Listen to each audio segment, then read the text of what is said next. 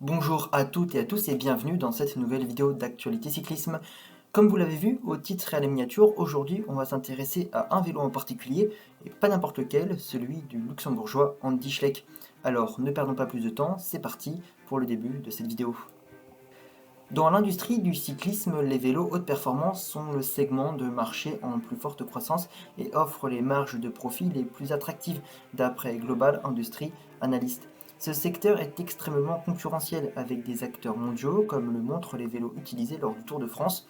La presse Affaires a analysé les équipements de deux grandes stars de la course, le triple champion espagnol Alberto Contador, où cette vidéo je la sortirai peut-être soit avant, peut-être qu'elle est déjà sortie, ou après cette vidéo. Et donc aujourd'hui, on va s'intéresser au vélo du luxembourgeois Andy Schleck qui a terminé 2 fois à la 2e place pour dévoiler les fabricants derrière ces machines de rêve.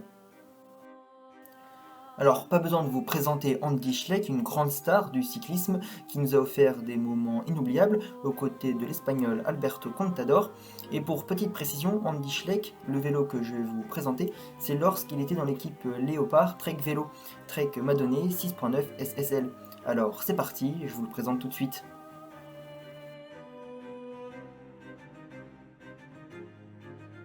On commence par les lunettes de la marque Oakley. Je pense que pour beaucoup, vous connaissez cette marque très célèbre.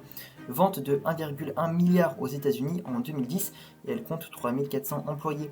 Propriété du groupe italien Luxottica spécialisé dans les lunettes qui affiche une capitalisation boursière de 15 milliards aux États-Unis et des ventes globales de 5,8 milliards d'euros en 2010, des chiffres tout simplement astronomiques.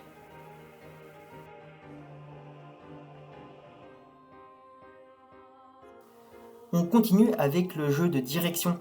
Alors tout ça nous vient de l'entreprise, on va dire PME, indépendante de Caroline du Nord et qui compte 33 employés, Cane Creek Cycling Corp. Alors elle se situe aux États-Unis donc et en Caroline du Nord. Cane Creek se décrit comme l'un des plus importants fabricants de jeux de direction de la planète, fabrique aussi des suspensions, tiges de selle et freins.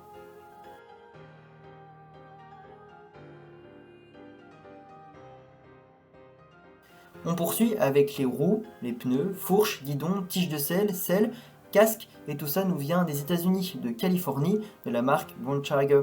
Designer et fabricant de composantes fondé en 1980, acheté par Trek en 1995. On continue avec les dérailleurs, manettes de vitesse, freins, cassettes et pédaliers qui nous vient de la marque très connue Shimano au Japon. Société fondée en 1921, produit son premier dérailleur en 1956. Les composantes représentent 80% de son chiffre d'affaires de 2,6 milliards d'euros des États-Unis, le reste provenant surtout des ventes d'équipements de pêche. Capitalisation boursière de 4,8 milliards, symbole 7309 à la bourse de Tokyo et 11 240 employés répartis chez Shimano et ses nombreuses filiales internationales.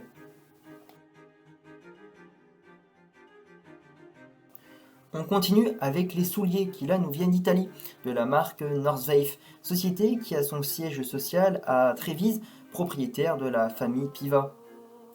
Fabrique des souliers, lunettes et vêtements de vélo, mais aussi de l'équipement de planche à neige. Et enfin, on conclut cette vidéo par le cadre. Et là, je vais surprendre personne, puisqu'il utilise des cadres qui viennent des États-Unis, de la marque Trek Bicycle Corporation, le plus important manufacturier de vélos vendu par les détaillants spécialisés aux États-Unis et dans le monde. Même aujourd'hui, beaucoup de cyclistes utilisent encore cette marque. 1,5 million de vélos vendus en 2010, chiffre d'affaires de 800 millions aux États-Unis, propriété de la famille Burke. Lance Armstrong a remporté 7 titres du Tour de France sur un vélo Trek, même si celui-ci a été déclassé quelques années après. Voilà, c'est la fin de cette petite vidéo d'actualité cyclisme. Alors comme je vous l'ai dit, peut-être que la vidéo sur Alberto Contador est sortie avant cette vidéo, ou soit elle sortira après cette vidéo. Sachez qu'il y aura 2 épisodes. En tout cas, j'espère qu'elle vous aura plu. Maintenant, vous connaissez la musique. Si vous avez aimé cette vidéo, n'hésitez pas à la liker. Et puis si vous aimez mon contenu, encore une fois, je le répète, très principalement basé sur le vélo, n'hésitez pas à vous abonner. Et puis moi, je n'ai plus qu'à vous dire rendez-vous dans de prochains jours pour une nouvelle vidéo. Allez, salut!